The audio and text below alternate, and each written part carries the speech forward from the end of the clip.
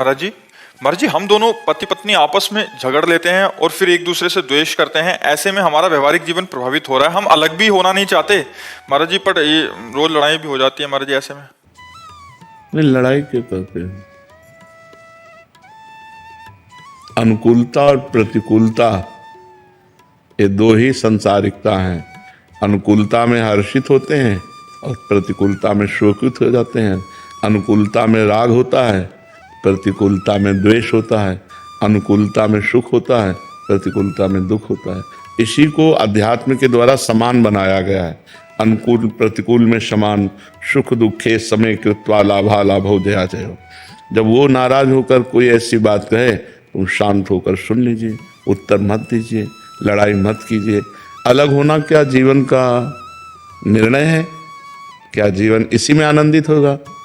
क्या तुम ब्रह्मचर्य आजीवन रह सकते हो? क्या वो आजीवन ब्रह्मचर्य रह सकती है? तो क्या व्यभिचार के द्वारा पाप करके नरक जाने का रास्ता पुष्ट नहीं करते? अगर तुम दोनों पति पत्नी मिलकर प्यार से जीवन व्यतीत करते हुए, भगवान का स्मरण करते हुए, तो सदगति हो जाएगी। लड़ाई मत लड़ो, उसको प्यार करो।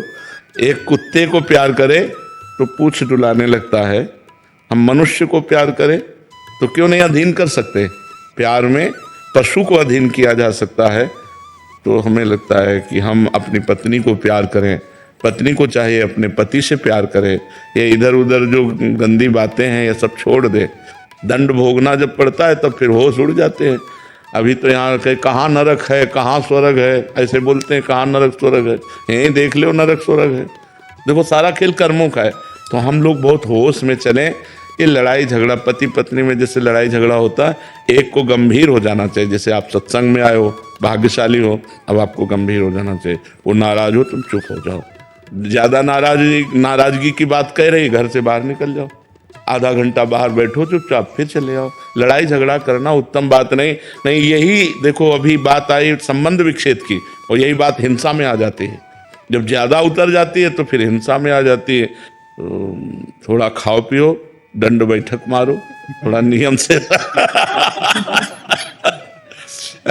कभी कभी अपने ढांचे की तरफ देख लिया करो तो गुस्सा कम हो जाएगी। शरीर में पुष्टता, और खाओ पियो, ठीक से रहो, भजन करो। और बच्चा तुम भी लड़ा मत करो। क्या अपने पति को भगवान मानकर आराधना नहीं कर सकती? तो अब रोज पति से लड़ोगी तो ये कोई आराधना रही क्या? कभी कोई बात है तो बैठ करके, मानते हैं गृहस्थी में ऐसी बातें होती हैं जिनमें एक दूसरे की मन मुटाव प्रतिकूलता बनती है, लेकिन वो ज़्यादा नहीं, 10-5 मिनट। इसके बाद तुरंत उसको, बुद्धिमान आदमी वही है जो अपने समस्या का समाधान कर पावे। और समस्या बढ़ती चली जाए, समाधान ना हो, तो फिर गृहस्थी ठीक नहीं। ये गंदी बात है। लड़ाई झगड़ा अच्छी बात नहीं है। इसी से बड़ा दुर्व्यवहार होता है, बड़ी हानि होती है। कई बार ना चाहते हुए बड़े अपराध बन जाते हैं। इसलिए बहुत शांति। ज़्यादा जैसे पति होकर के ज़्यादा टॉर्चर करे, ज़्यादा गुस्सा दिखाए, ज़्यादा मारपीट करे, तो अब वो पत्नी का मन प्यार के लिए तड़प रहा है, व्याकुलता है, पति उससे बैर विरोध का, अब वो इधर उधर फिर दृष्टि। जी महाराज जी, मन मस्तिष्क में एकांकी मौन को लेकर पूज्य उड़िया बाबा जी के वचन बार बार प्रेरित करते हैं कि उड़िया बाबा जी के अनुसार मौन हमें ईश्वर के पास ले जाता है। मौन ब्रह्म की ओर, मौन आत्मा का साक्षात्कार, मौन जीवात्मा से परमात्मा तक पहुंचाने की सीढ़ी आता है। महाराज जी, क्या मौन से, मानसिक मौन और वाचिक मौन से विरह की अनुभूति और प्रगाढ़ होती है? और बिल्कुल 100%, इसमें कोई एक भी % संशय नहीं। क्योंकि वाणी से सबसे ज्यादा अपराध बनता है। हंसी मजाक, झूठ बोलना, कई तरह की ऐसी बातें होती हैं जो हमारे वाणी से अपराध बन जाते हैं। और वाणी का बहुत बड़ा प्रभाव पड़ता है। अब जैसे हम वाणी से मौन हैं तो वो धीरे धीरे मन पर भी प्रभाव पड़ने लगता है।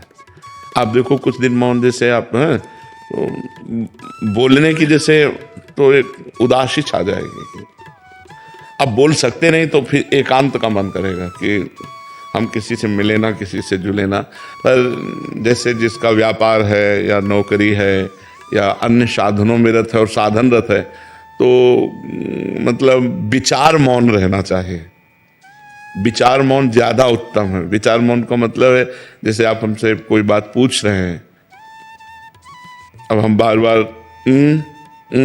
अब पूरी मनोशक्ति लग रही हो, आप समझ नहीं पा रहे, हम समझाना चाह रहे, तो हमारे अंदर चिड़चिड़ापन आ जाएगा।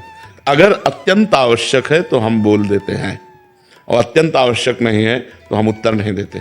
इसे विचार मौन कहते हैं। जो बोलेंगे सत्य बोलेंगे, मृदु बोलेंगे, हितकर बोलेंगे, नहीं तो मौन रहेंगे।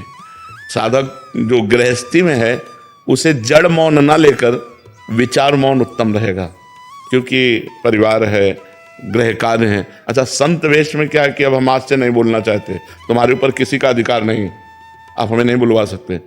लेकिन गृहस्थी में बहुत सी ऐसी बातें हैं जिनमें आपको बोलना ही पड़ेगा, तो उसमें विचार मौन ज्यादा उत्तम है, जड़ मौन ठीक नहीं है। तो विचार मौन के द्वारा भी वही गति प्राप्त की जा सकती है। वाणी का सद्व्यवहार परमार्थ को पुष्ट करता है, या वाणी का मौन दोनों पुष्ट करते हैं। तो हम सद्वाक्य बोल करके, सद्व्यवहार करके अपने मन को निसंकल्प बनाएं, अपने मन को मौन की तरफ ले जाएं। मन का संकल्प रहित हो जाना ही सच्चा मौन है। तो इसके लिए वाणी का मौन सहयोगी है, पक्का सहयोगी, क्योंकि अपने लोगों ने इसका आश्रय लिया है, इसका सहारा लिया है। आज भी है, शाम टाइम हमको, इस समय तो हमारा ये सेवा रहती है, इसके बाद फिर हम कोशिश करते हैं कि हमें मौन ही रहना पड़े। इशारे से बात कर ली, जैसे कोई बात है कि आप अगर बहुत बोलना हुआ तो 2 शब्दों में बोल दिया, शांत अपने सुमिरन चिंतन में। तो ऐसा है, व्यवहाररत उपासक को विचार मौन रहना चाहिए। हाँ, सबको चाहिए। हम व्यर्थ में क्यों बोलें, हम क्यों गाली गुप्ता करें, अपनी जवान गंदी करें, झूठ बोलें, व्यर्थ में क्यों बोलें।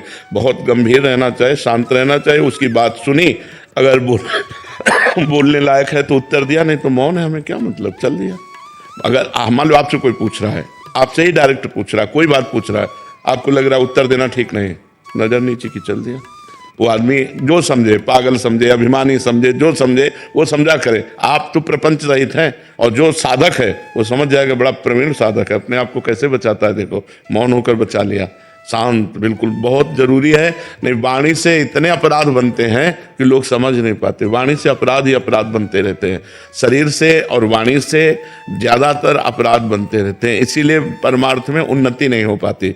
अगर शरीर और वाणी निष्पाप हो जाए तो मन बहुत जल्दी भगवान में लग जाए। इसीलिए देखो, संतों को देखो, बड़ा पवित्र स्नान, कपड़ा लत्ता सब पवित्रता से रहना, कि हमारा शरीर निष्पाप हो जाए, हमारी वाणी निष्पाप हो जाए, तो मन भगवान में लग जाए। मन का तन और वाणी से बड़ा संयोग है। हम जहाँ बोलते हैं मन हमारा वहीं जाता है, हम शरीर से जो क्रियाएं करते हैं मन उसी में जाता है, जो संबंध रखते हैं। अगर हमारा देखो, तभी 3 की शरणागत कही गई, तन वांग मनो भी, शरीर मन और वाणी, वांग तनु वांग मनो भी, 3 का बहुत बड़ा योग है साधना में। तो हम शरीर को पवित्र रखें, वाणी को कम बोलने का अभ्यास रखें, दूसरे को ज्यादा बोलने दें, अपने बहुत सोच समझ के उत्तर दें, और भगवान का नाम स्मरण करें। करुणा है। गुरु, एक हमसे संत से वो हमारे जी, अर्जुन को भी सानिध्य मिलो ठाकुर जी को जी, और दुर्योधन जी को भी मिलो जी, पर दोनों के सानिध्य में अंतर क्यों होता होगा? जब तक बुद्धि भगवान में श्रद्धा संपन्न नहीं होगी तब तक बात नहीं। भवानी शंकरो वंदे श्रद्धा विश्वास रूपिणो याभ्याम बिना न पश्यन्ति।